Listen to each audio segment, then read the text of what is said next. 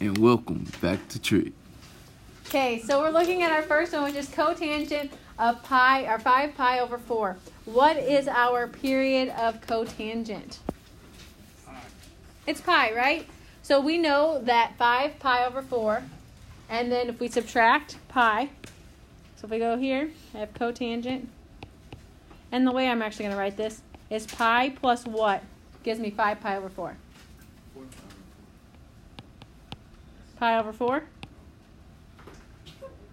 So we see that those are equivalent, right? And we know, since that's the period, that means that cotangent of pi over 4 is the same thing. Yep, Beth? Wouldn't the cotangent of pi plus pi over 4, wouldn't that just be... Yeah, we're just writing it down now with the period in it. So I know I can take out pi, because I know there's at least one pi in there. I could have done a subtraction. That's generally how I like to do it. Your book likes to do is addition, though. And so now we see that we're left with this, pi over 4. And since it's period, the period is pi, we see that 5 pi over 4 and pi over 4 with cotangent are going to be the same value. So now you know that cotangent of pi over 4 is going to give you sine and cosine. So if we looked at our unit circle, which I'll move back over tomorrow, what values do you have for sine and cosine at pi over 4? Yep, we have 45 degrees. What are the cotangent and tangent? What are in our unit circle when we did it? What are our coordinate points? Root 2 over 2. Exactly right, root 2 over 2. So we know with cotangent, we're going to have root 2 over 2 over root 2 over 2, which is going to give me 1. So our final answer for this one is just going to be 1. So for our second, we see that we have negative 9 pi over 4. This is now going to be cosine. What is the period of cosine? Period of cosine. It's 2 pi. So my first step is knowing that we have cosine, and cosine is what? Even or odd?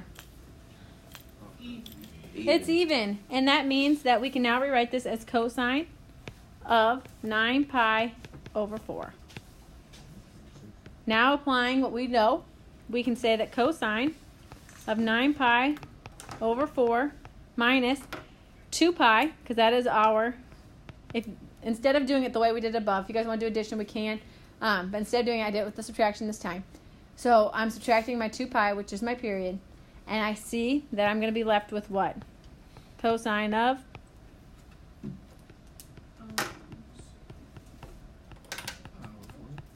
pi over 4, which is very convenient because we know that cosine of negative 9 pi over 4 equals what? What is cosine of pi over 4? 45. That's cosine of 45 degrees. What's cosine of 45 degrees? Exactly. We're still at square root 2 over 2. Where are you guys getting these answers? Okay, so here we had these two, and then after this, our next group, well, this breaks it down. This is not the one I was talking about. Exactly what their period is, and you can see it again as how we broke that down. You have 2 pi, 2 pi, 1 pi. So every time you go 2 pi, you're going to complete one revolution. Okay, so I'm going to ignore this portion. All this is telling you for you guys to write down is if you get your thing as cosine of something or trig function of something in degrees, your calculator needs to be in degrees. And if you get cosine or a trig function of something in radians, your calculator needs to be in radians. So yesterday we did that. You went to mode, and you changed degrees to radians or radians to degrees. That's all this is asking for. So no need to write too much down there. So this one's telling you, and this is why I think you're going to like it, is you're going to go to your calculator. When you go to your calculator, we see our first one is pi over 4. This is radians. Your calculator should be in radians. You're going to plug it in, and you're going to tell me the decimal equivalent. I mean, my calculator's kind of big.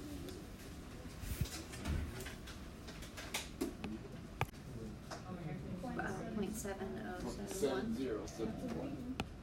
So you got 0.707? Yes. Okay. 0.707. I got 785.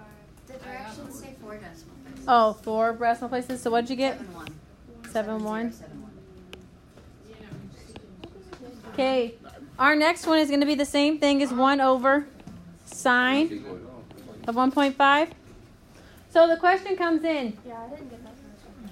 You didn't? Okay, I'll look at One yours. of these did. Wait, but you didn't put Okay. sine. Give me 1 second. Did you do the sign first to it? You got the sign right there, yep.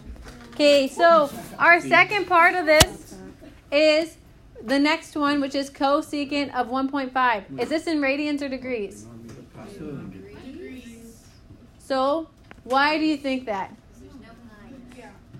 So, technically, you don't need a pi for it to be in radians. We generally have pi in it.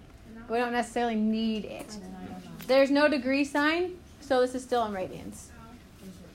Oh. So, what did we get here?